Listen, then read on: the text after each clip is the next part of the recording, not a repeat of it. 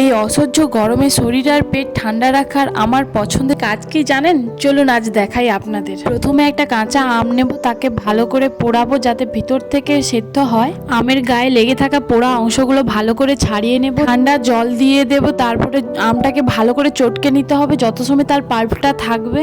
এখানে আমার জলের পরিমাণটা কম ছিল, তার জন্য আমি একটু বরফ জল দিয়ে দিলাম। পরিমাণ মতো জিরে গুঁড়ো আর লবণ দিয়ে দিলেই আমাদের তৈরি আম পোড়ার শরবত। আম পোড়ার শরবতটা আমি গ্লাসে ঢেলে নিলাম, তারপরে টেস্ট করে দেখবো যে কেমন হয়েছে এবং তোমাদেরকেও জানাবো কেমন হয়েছে। খেতে কিছুটা ফুচকার টক জলের মতো, দারুণ। শরবত তো হলো, এবার বিকেলে কি খাওয়া যায়? বিকেলে হালকা কিছু খাওয়ার জন্য ওটসের রুটি বানিয়ে নিচ্ছি আমি। চলো দেখা যাক কেমনভাবে বানাচ্ছি।